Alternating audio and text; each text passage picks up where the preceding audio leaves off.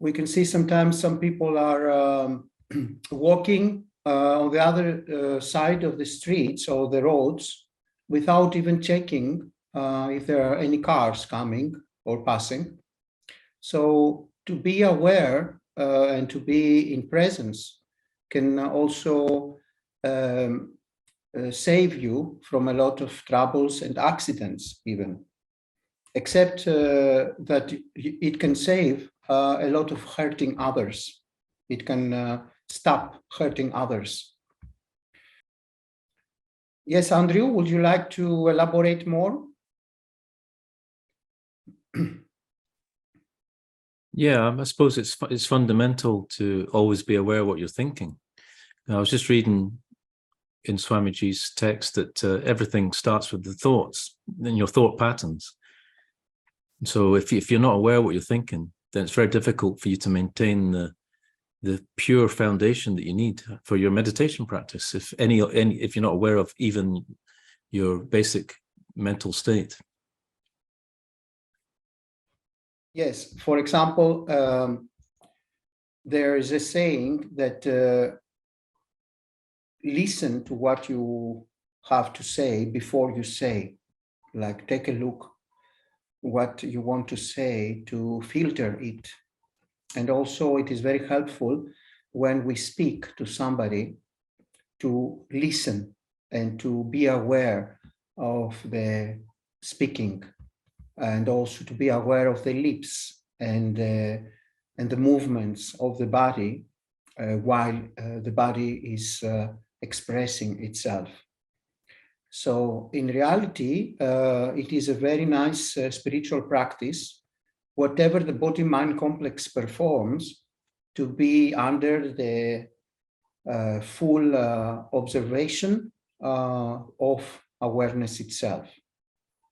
Because the body-mind complex appears and disappears in awareness, in this ocean of awareness, together with all the apparent beings and all the apparent objects in the apparent universe.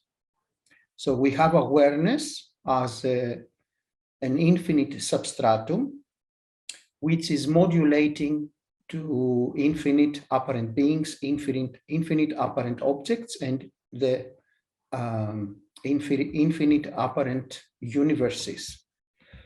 And the more we are aware of the functioning of the body-mind complex, the more we will be able to stop any mistakes or errors. And also we will not produce new bad karma, which is called papam, the bad karma, which will be, of course, will fructify in the next janmas, in the next dream lifetimes.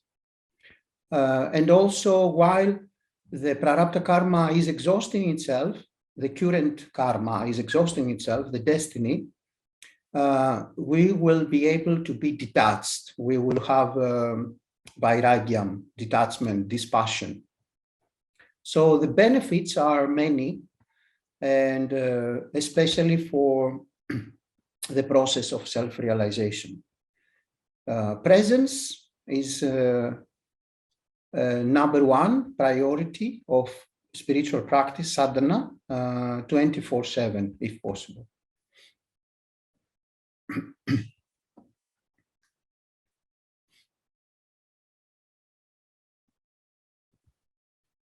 I don't know if you would like to elaborate more, Andrew. And no, it's a common theme, but it's very difficult to do, to be aware of awareness itself. It's difficult to even for a few seconds to get that feeling that you're just awareness itself. I don't. Maybe you can talk about how that's to get that glimpse is even difficult. Yes, it is very important to comprehend that we are not somebody who has awareness as a function or as an attribute, just like the common people believe that there is the universe, and there is a human couple making love, and then appears a being, and then this being is developing the nervous system, and then from the nervous system and the brain appears consciousness. For Advaita Vedanta and Sanatana Dharma in general, this is not the case. There is awareness, this infinite substratum, Brahman, whereupon everything appears and disappears as appearances. So, to be aware that you are awareness, it needs practice. It needs constant trying, because awareness it's not easy at all to be aware of itself. It's like you are watching a video or a movie in the cinema. And it is very difficult most of the times to remember that what you are is an observer and not somebody who is involved so much in the movie. So if there is a tragic moments in the movie, there is the tendency to become a lot of involved on this.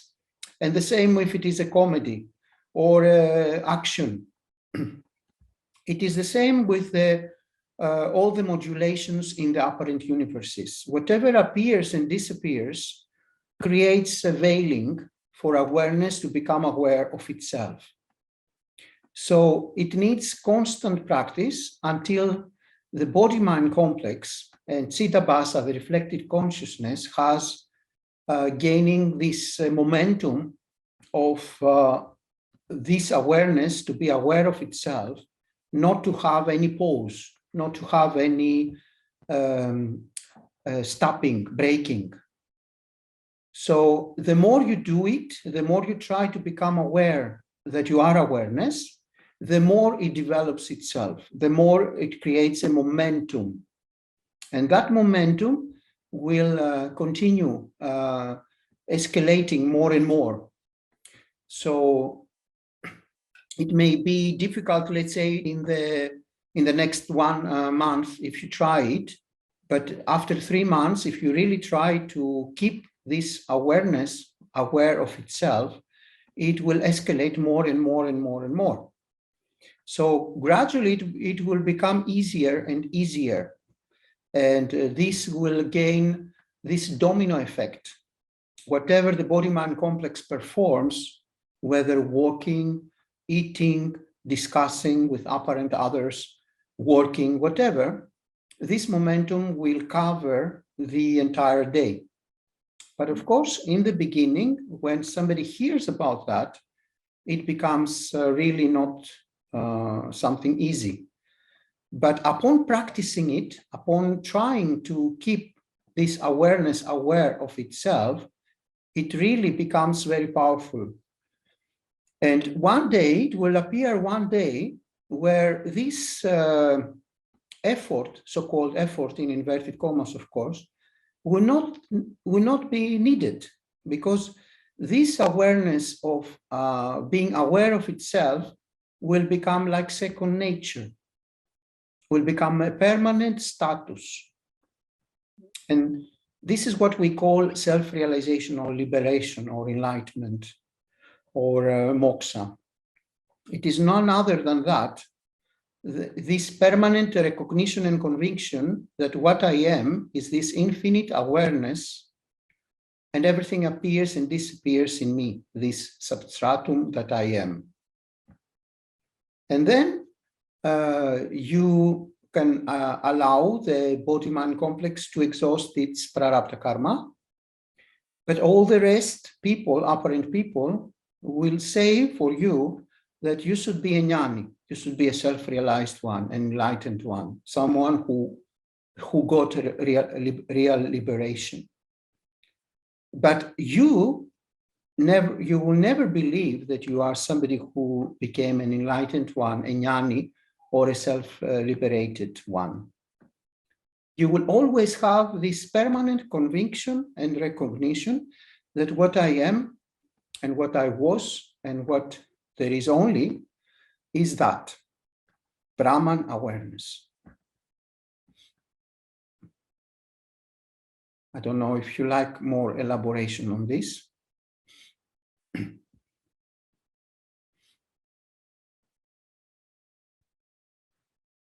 Well, as you were talking, I was thinking about my so-called practice, and as you know, that I like the practice that we did in the meditation a couple of weeks ago, whereby you watch thoughts arise, abide, and dissolve.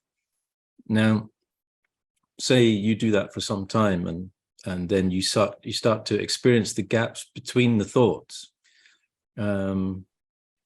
Is the awareness you're talking about what the thoughts are arising in, and how do you tune into that awareness? Look, when you say in, or the thoughts arising in, you are presupposing that there is in and out, that there is this me somehow imprisoned in the body-mind complex or in the skull, in the brain.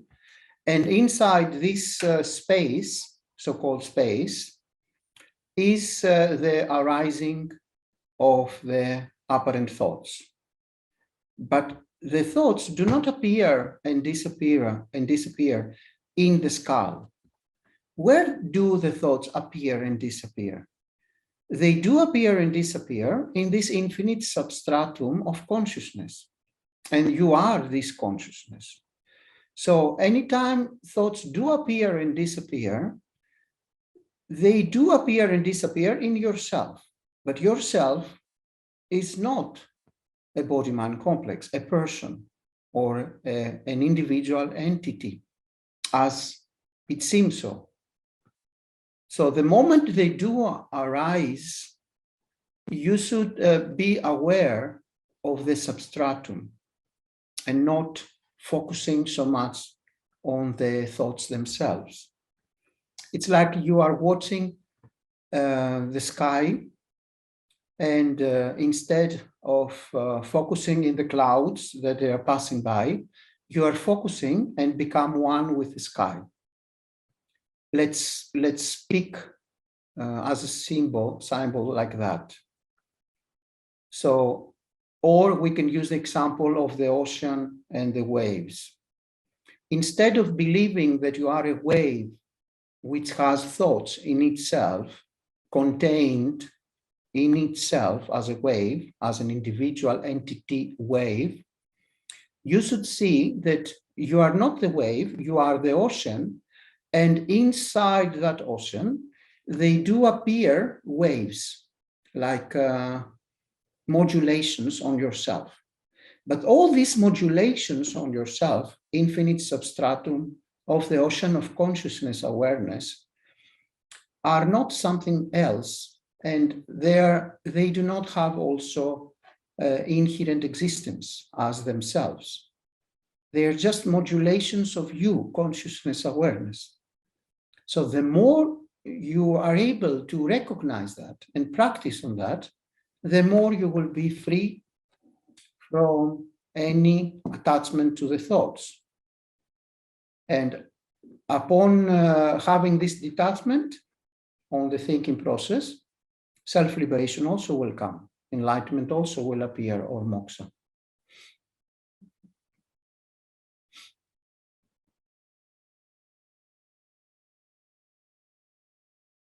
Okay, thank you very much. Most welcome. Somebody else?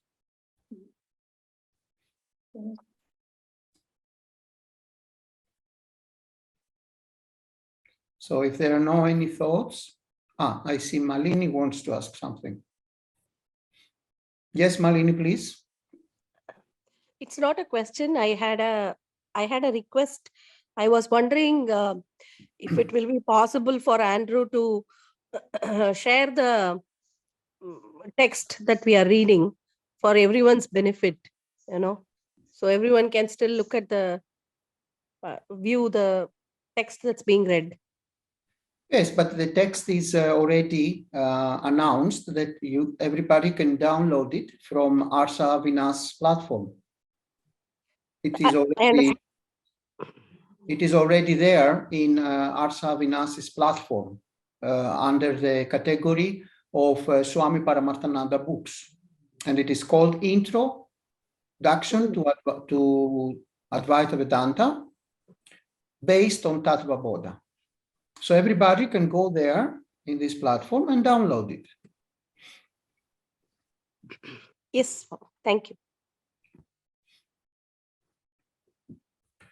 Anybody else? So if there is no question, maybe Andrew can continue reading from Swamiji's teachings until there is a question.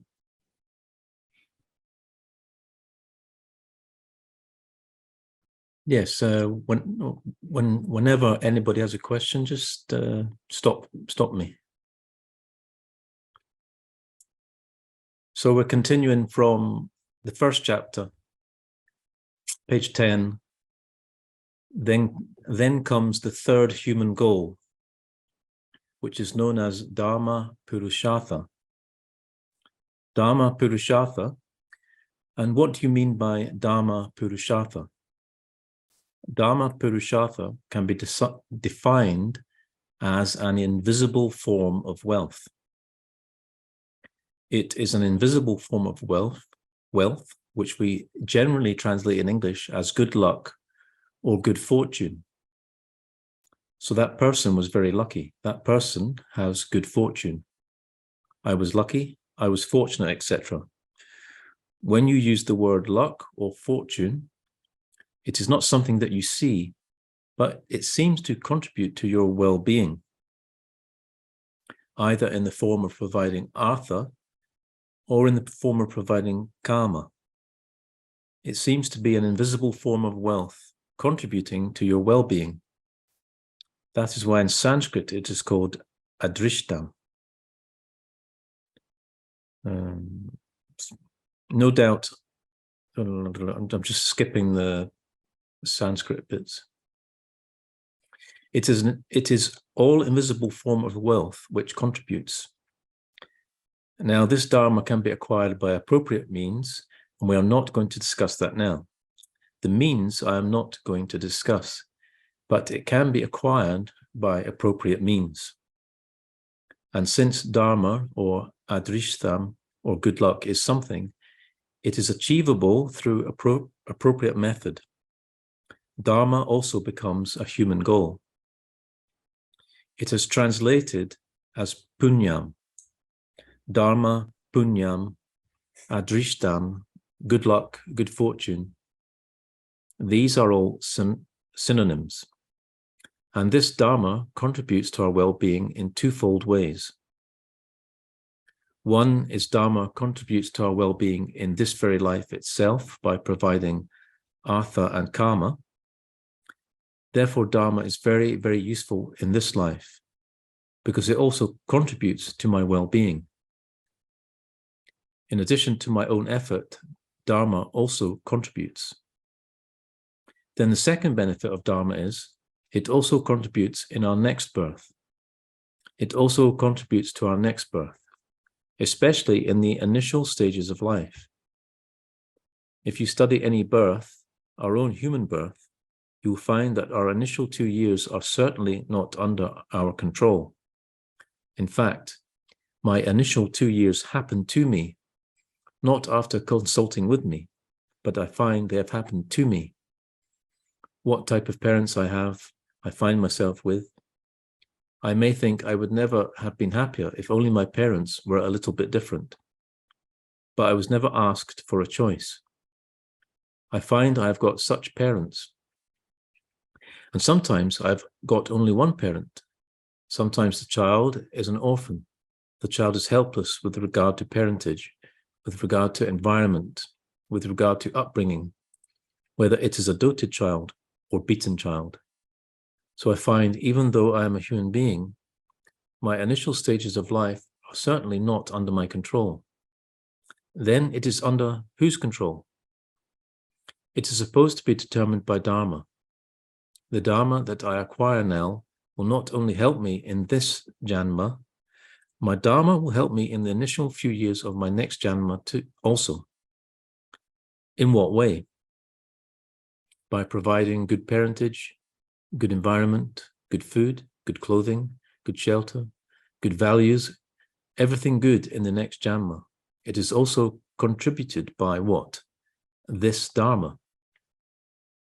So if a child's life is heavily determined by the invisible wealth called good luck,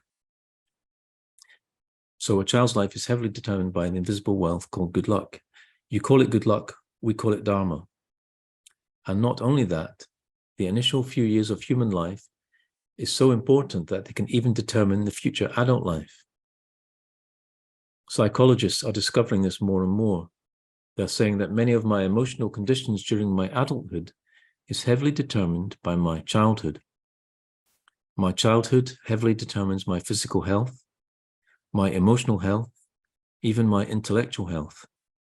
And therefore, adult life is determined by childhood life, and childhood life I am not able to determine. How my parents will bring me up, I am not able to determine. So, if I want to control my childhood in the next Janma, it can be done through Dharma, Purushartha. Thus, Dharma directly influences my present life. Dharma influences my future childhood life, and Dharma indirectly affects my future adult life also. Thus, Dharma becomes extremely important. And there is an appropriate method of earning. I don't know whether you have heard this word, sambardhanam, means what? Earning. Not only we talk about earning the visible wealth, that is money, we also talk about earning the invisible wealth. Punya sambardhanam, it is called. He has earned it, we say. This is the third Purushartha.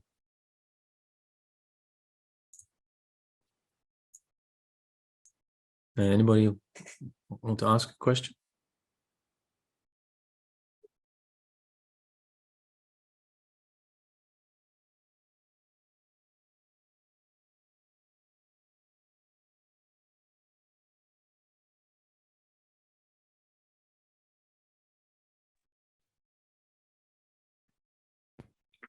Okay, I would like to highlight something.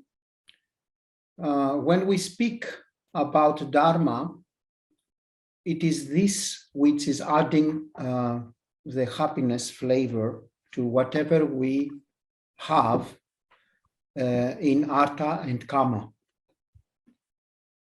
We can see a lot of people who may have a lot of wealth and a lot of desires covered, Kama, and a lot of possessions and so on and so forth, and a lot of glory or fame, and still they're not able to enjoy and to have deep peace and happiness and enjoy all this. So the factor which will make all this beneficial and to true happiness and enjoyment and fulfillment is Dharma. And that's why in Sanatana Dharma in general, and also in Advaita Vedanta in particular, Dharma is very, very important. A dharmic lifestyle, according to the Dharma Sastram. For example, accumulate wealth, but without misleading other people or your profession, or without using your power to influence people for your egotistic needs, for your selfish desires. So when you are doing your work, any work should be first of all beneficial for humanity and not a job which creates suffering to other beings or creates disbalance in the nature or to the entire ecosystem. For example, when you are wanting to enjoy a family life, you should remember that the family should be treated as prasadam, as a gift from God. And you should treat the family not like it is there to satisfy your selfish needs, for example. So your kids are not really your kids. They are kids of God, the entire system, the entire scheme of things. So the kids are not there to satisfy all your desires.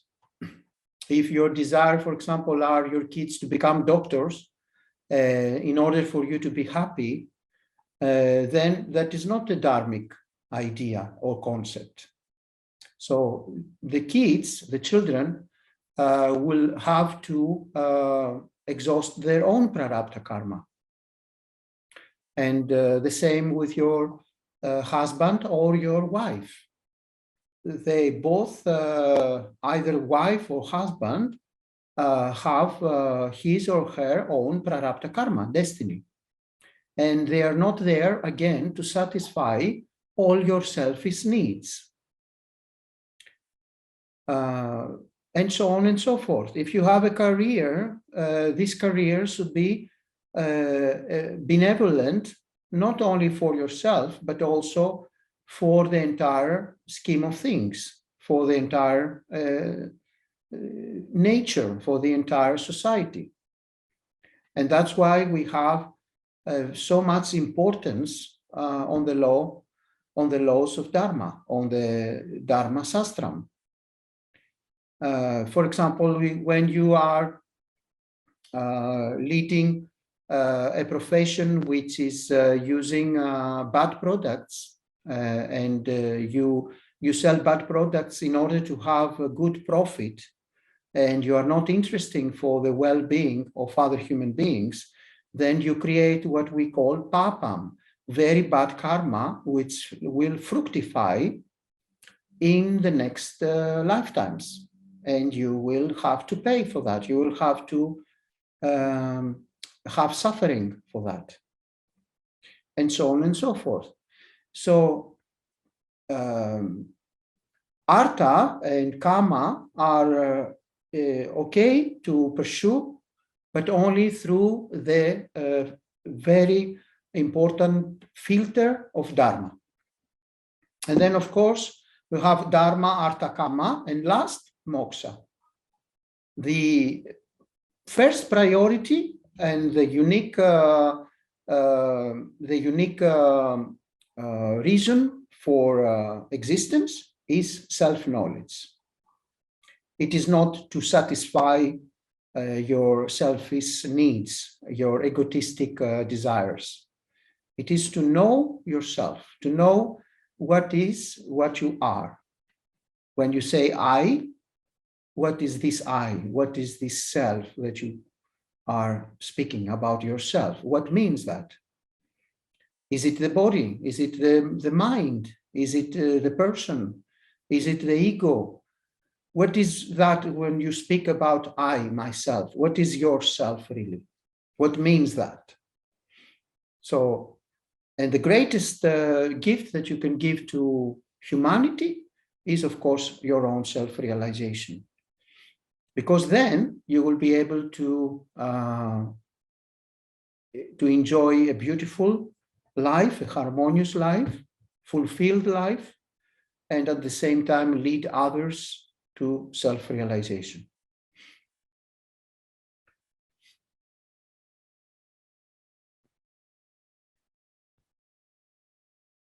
Yes, Andrew, can you continue a little bit more reading?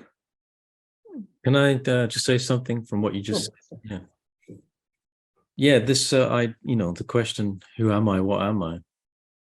Even my very, very small experience, even if I have glimpses where I think, okay, I'm not my body, obviously, because the sense of self doesn't feel like a physical thing. It feels like a immaterial.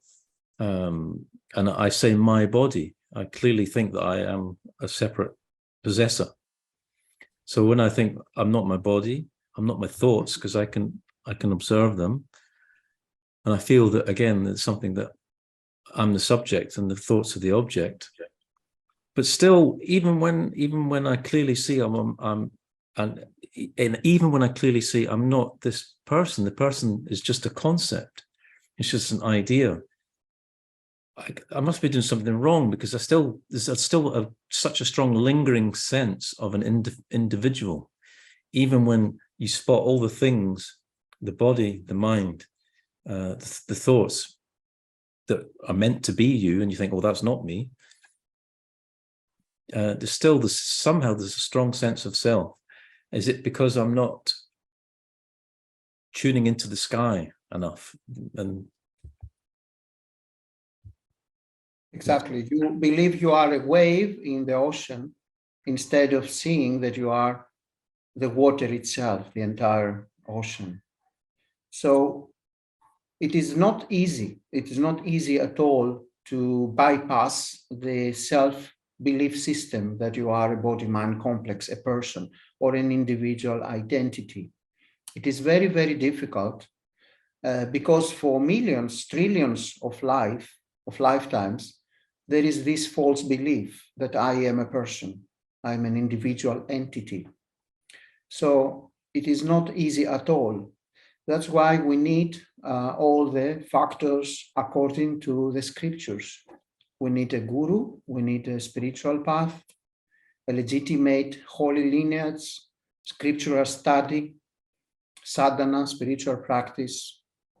We need a sravanam, listening to the teachings under the guidance of a competent teacher, study the teachings with him, then doing mananam, dealing with all our doubts and questions with the guru, and then doing finally nididhyasanam, the Vedantic meditation, where we can internalize the truth. Whatever somebody will miss from all these factors for moksha will lead to failure. All these factors are indispensable. If you do, for example, a long study, if you watch some YouTube videos or reading some books about self-realization, or doing from time to time going to a retreat for self-realization, this will not do. It will lead only to confusion, ignorance, and darkness.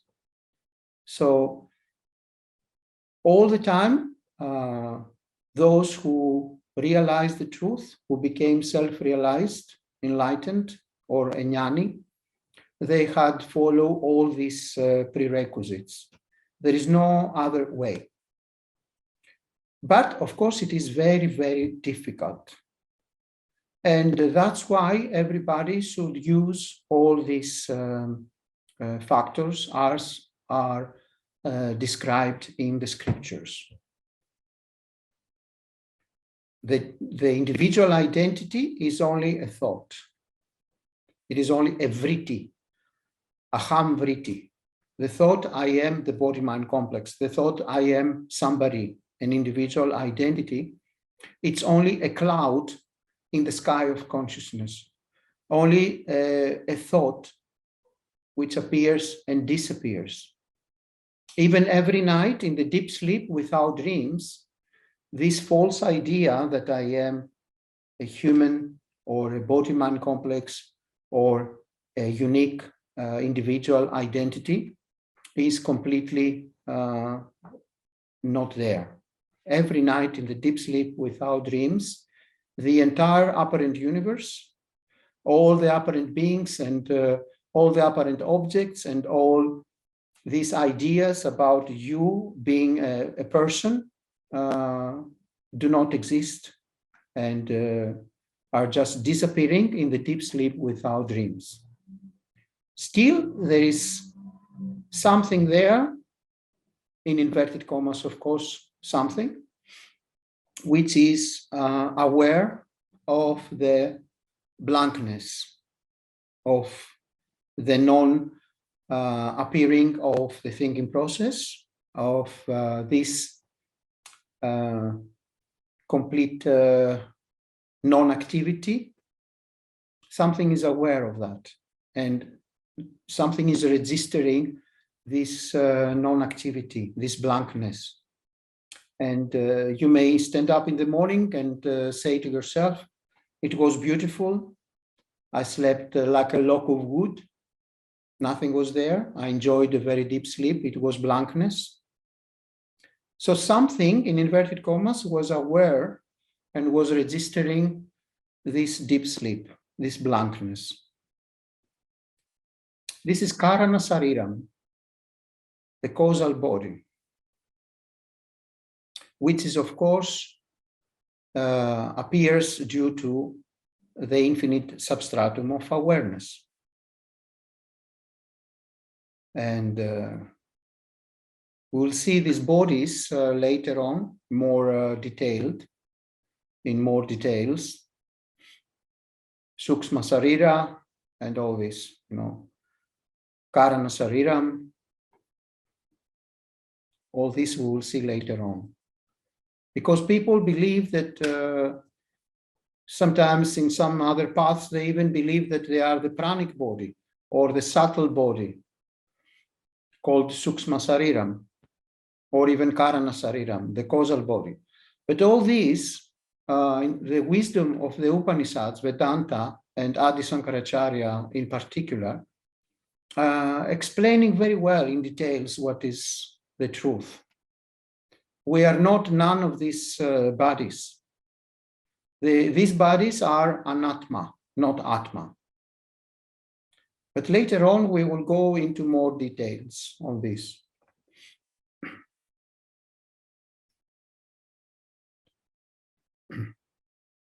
Somebody else? Or Andrew, you can read a little bit more, and then we can do a small meditation, guided meditation. Where's my book gone?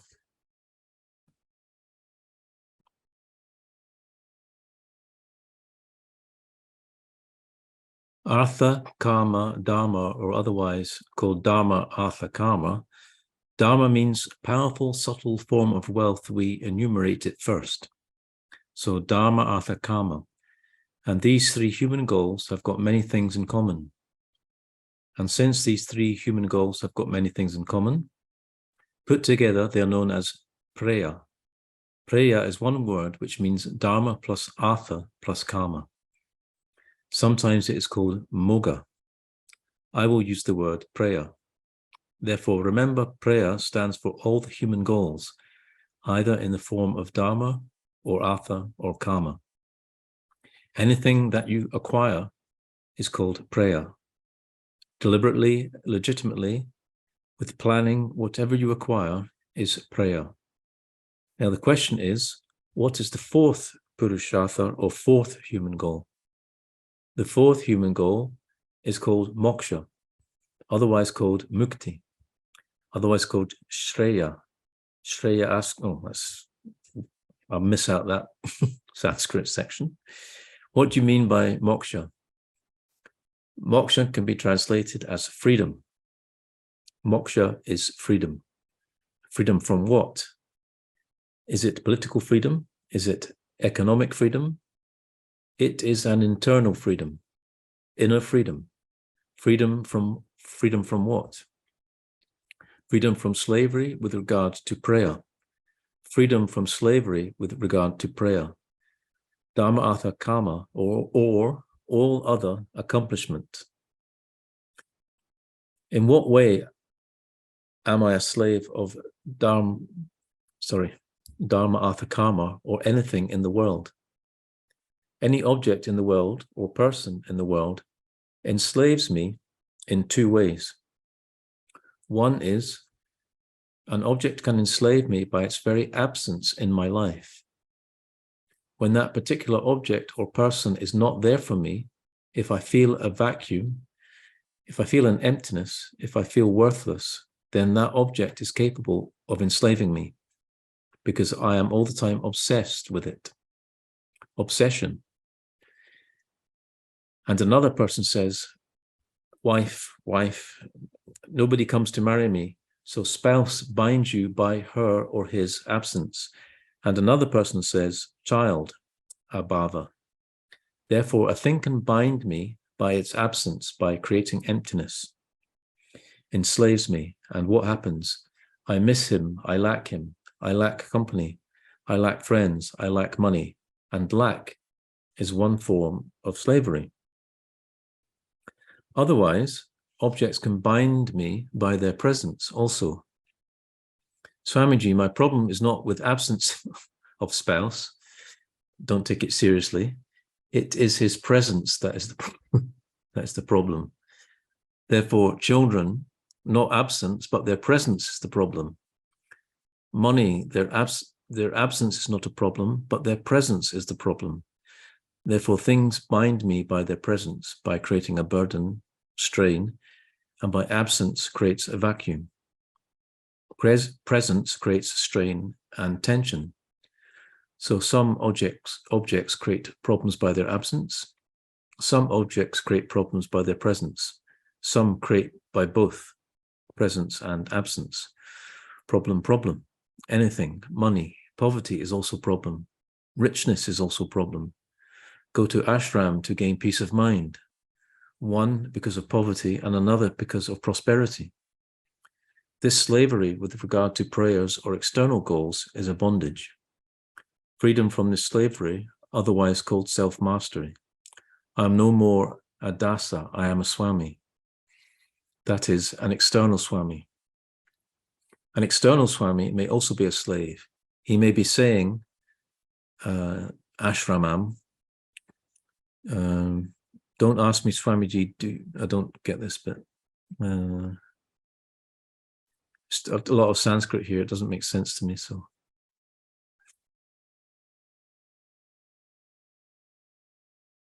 I am Swami, that is internal. So Swami Thwam is an internal condition. And what does it mean? When things are absent, I don't feel a vacuum. When things are present, they are not burdensome to me. Like a shoe, when the shoe is absent, I can have a problem because it is hot. I get corns, I get hurt by stones, etc. And therefore I bought the shoe. Now the shoe is not fitting properly. Shoe bites, and therefore now I am disturbed by what? The presence of the shoe. Similarly, our life is all the things that I have. Before that, I have uncovered feet, and therefore I feel the emptiness, now I have everything, and now I am burdened. I don't know how to handle them. If the shoe is fitting, then their presence is not felt at all. Therefore, moksha is, I am comfortable with things, dharma, artha, kama, and I am comfortable with dharma, artha, kama. This inner strength, this inner maturity, this inner mastery is called moksha, otherwise called shreya. The first three are only secondary purushartha, and the last one alone is the primary purushartha, because in prayas, slavery continues. I am no more a slave of anything. These are the chaturvida purushartha. I'm sorry if I made a few mistakes there. It's not, sometimes the translation is not perfect. That's the end of that section. All right. So to try to gain moksha, gain, of course, in inverted commas, to realize the truth is the ultimate goal. But when you realize this goal, when you know the truth, when you have this permanent recognition and conviction that what you are is infinite awareness, Brahman, then you realize that you were never embodied in the first place. You realize that you have never been a somebody in the first place. So if there is nobody in the first place, who can gain moksha? Nobody, of course. But still, if you believe that you are somebody, if you believe that you are an individual entity, then you need a spiritual lineage, you need an external guru, you need spiritual practice, you need scriptural study, sravanam, mananam, nididhyasanam, sadhana, all this. until you realize with permanent recognition and conviction that I have never been a somebody, an individual identity. I'm always this infinite substratum, this infinite awareness Brahman. So this I wanted to highlight. So if there is no any question, we can do perhaps a small guided meditation. A small question, Satchitananda. Sure. In deep sleep, we are in moksha. No, there is no such thing as moksha in the first place. It may sound paradoxical to say that there is no moksha, but this is the truth. Until you have this permanent recognition and conviction that there is nobody in the first place and there is only Brahman, then of course we can suggest that there is something called moksha. But moksha really does not exist. There is no such thing as self-realization, enlightenment, or moksha.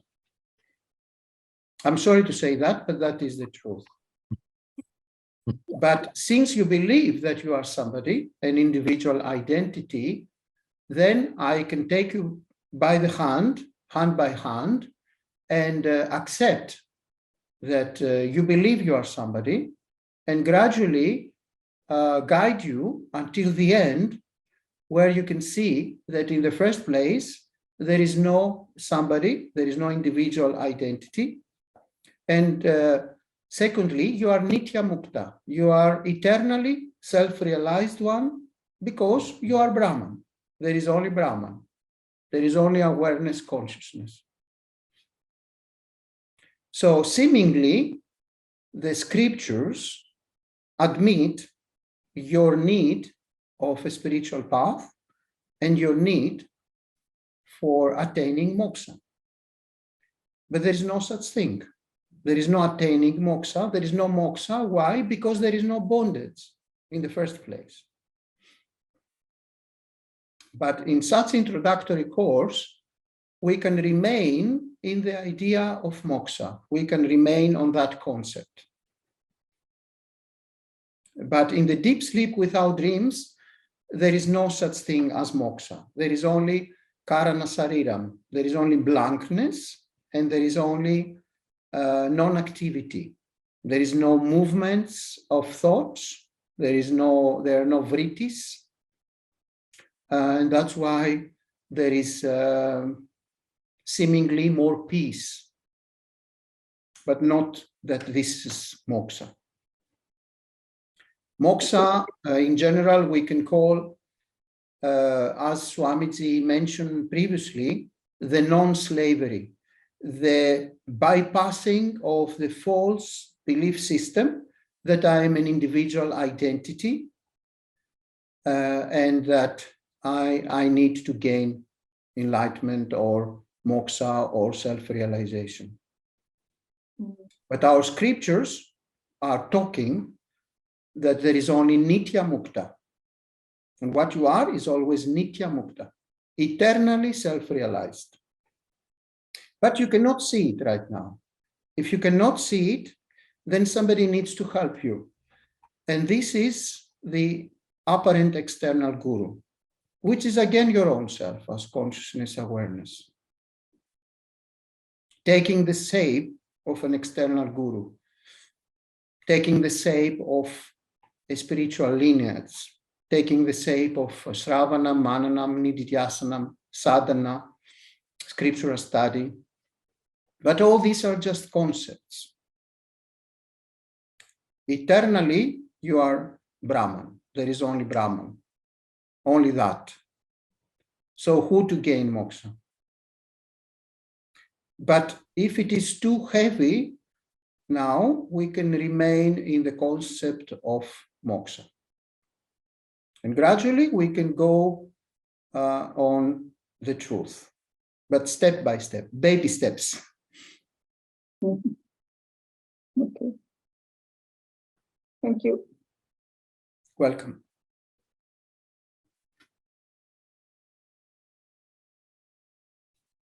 So if there is no other question, maybe to do a small guided meditation, what you say, or to close for tonight? What democracy? I say meditation. What about the apparent others?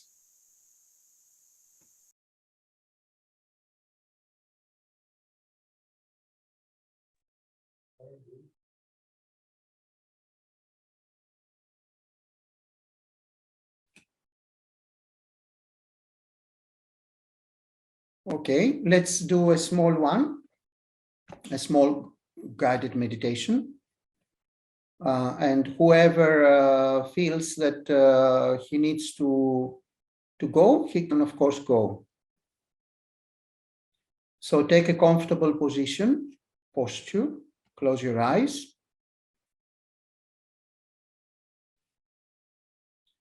Become aware of the breathing.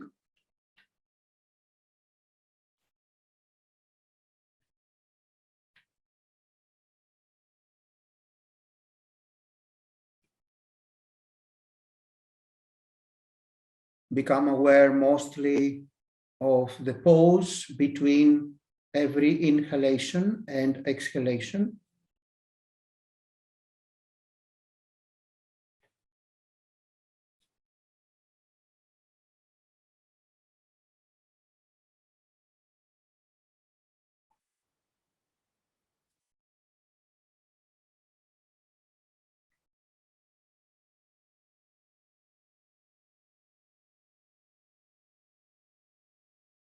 If thoughts do appear, let them disappear by themselves without fighting with them,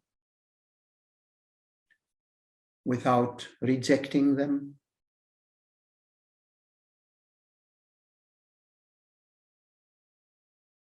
See them as clouds in the sky,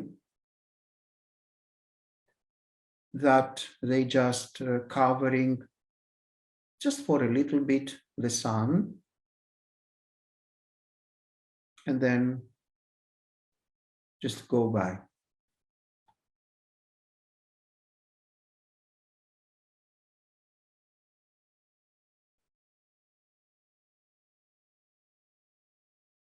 Do not try to alternate by any means your breathing. Just breathe naturally.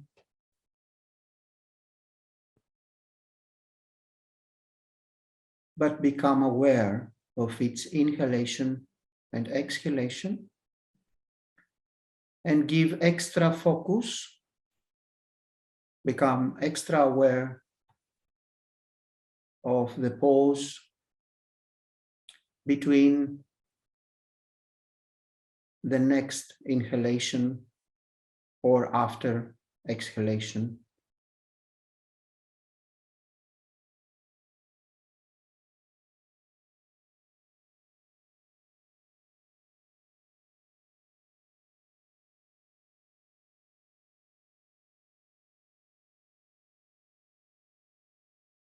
Relax. Relax.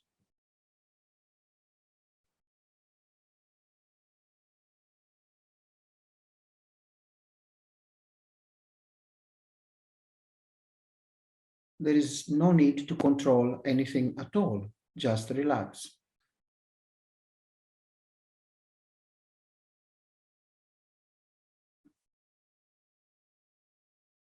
Keep a comfortable posture in the body.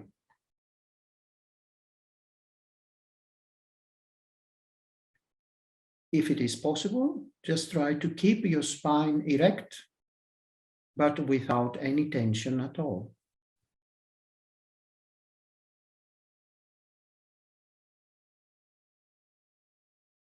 Enjoy the breathing like it is the first time you breathe.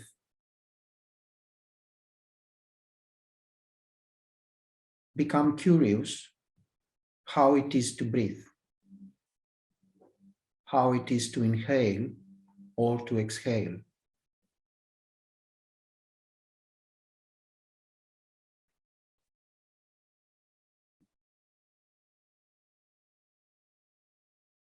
Feel the air in the nostrils as you inhale.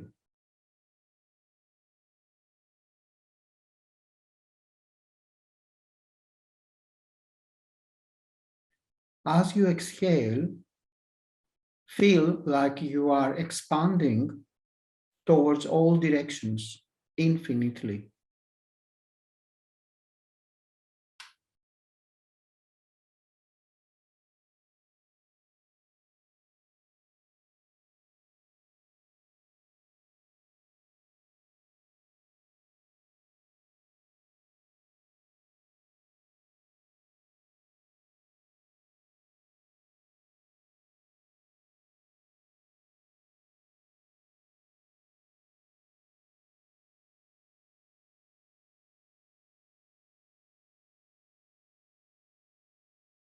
Become aware now of the small movements of your eyelids.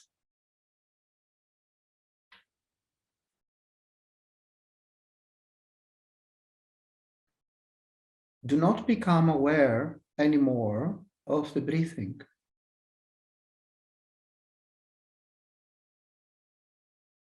Become curious and aware of those small movements in the eyelids.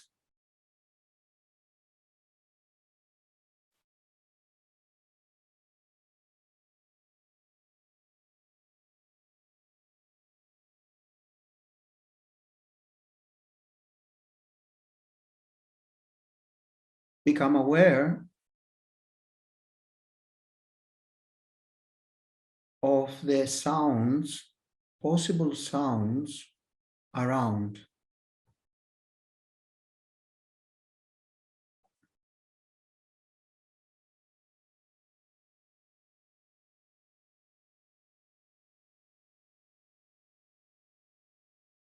Alternate. First, become aware of the eyelids movements and then of any possible sounds. Alternate one to the other. Shifting the awareness that you are either in the eyelids movements or any possible sounds.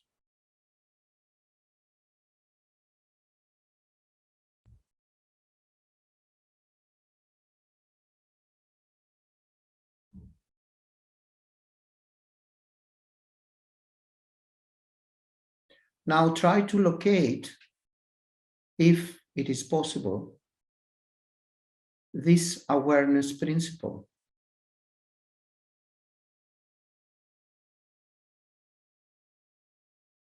Is it possible to locate awareness? Experiment. Try to locate it.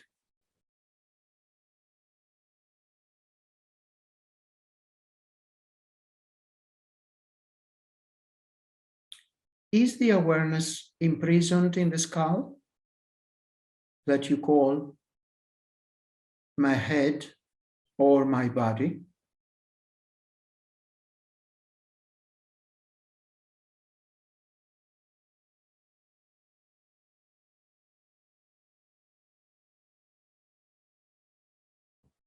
Is the awareness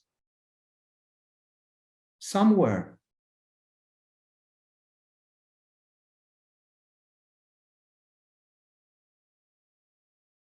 Does awareness start somewhere and finish somewhere?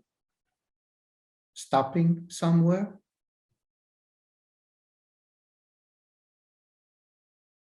Is there a beginning point of awareness and an ending point of awareness?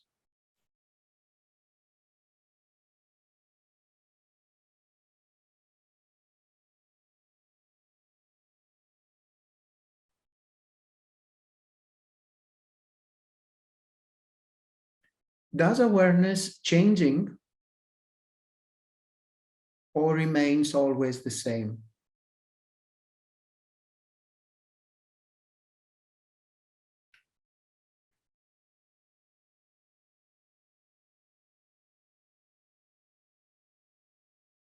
Does awareness have any shape or form?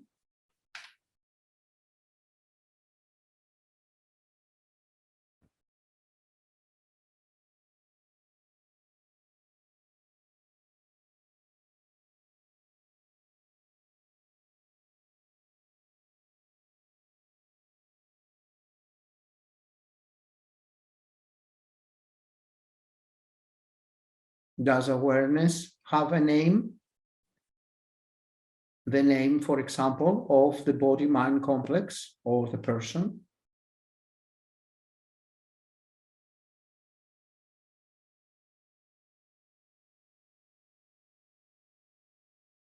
Does awareness need the name of the person that you believe you are?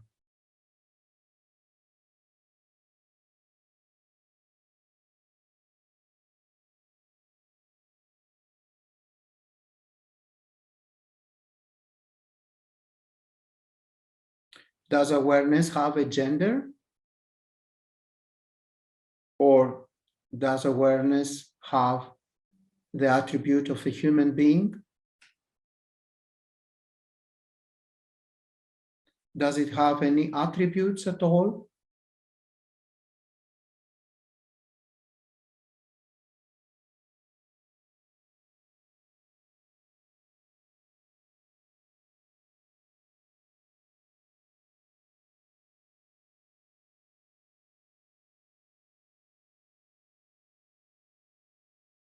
Did awareness had a birth?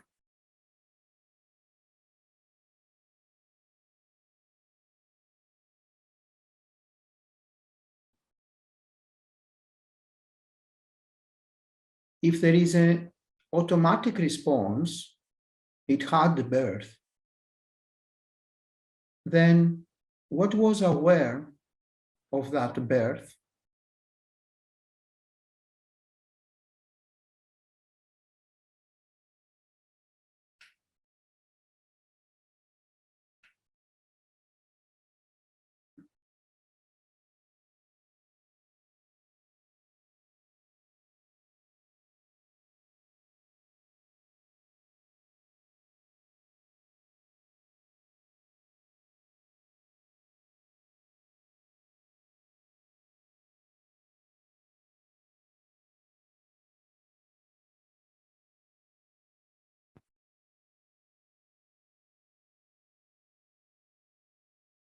Aham Brahma Asmi.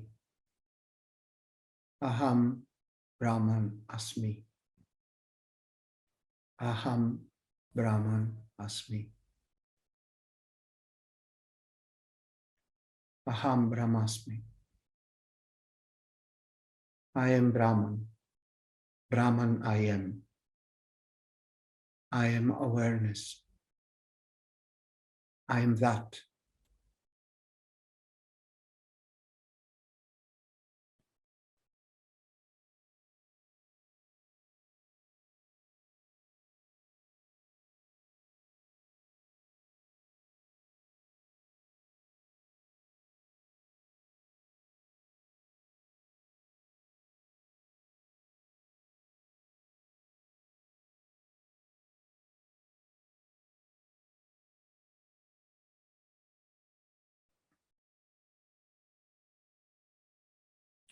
Very slowly, start moving the physical body, but with full awareness.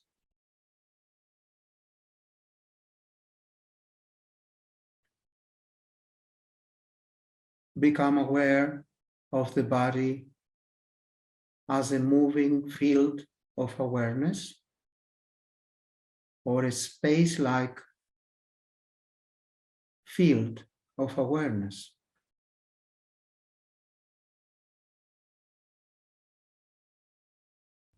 Become aware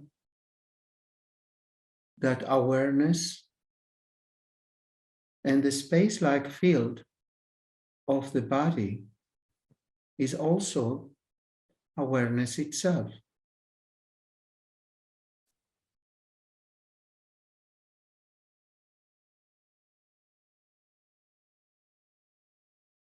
Become aware as the body moves that there is not any distinction between awareness and the space-like field of the apparent physical body.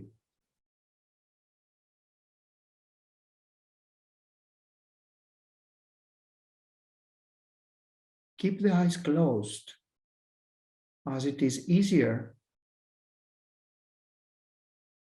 to recognize the space-like field of awareness of the body and awareness itself without any distinction.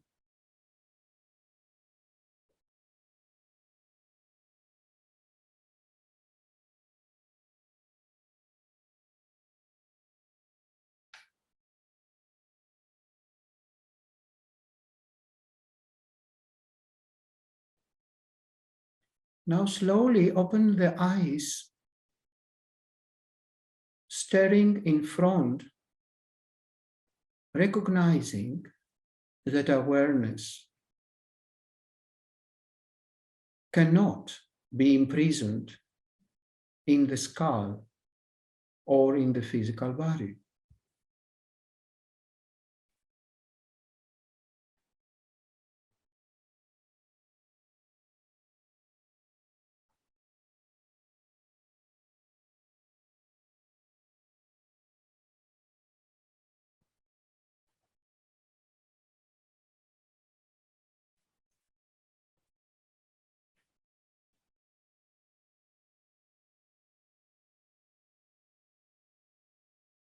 And when Malini is ready, can close for tonight with the chanting.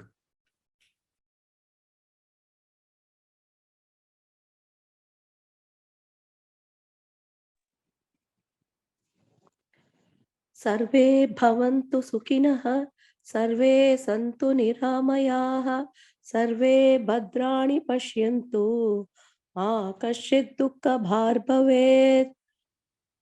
Om Purnamadav Purnamidam Purnat Purnamudachyate Purnasya Purnamadaya Purnameva Vashishyate. Om Shanti Shanti Shanti. Harihi Om Shri Gurubhyo Namaha. Harihi Om. So namaste to all.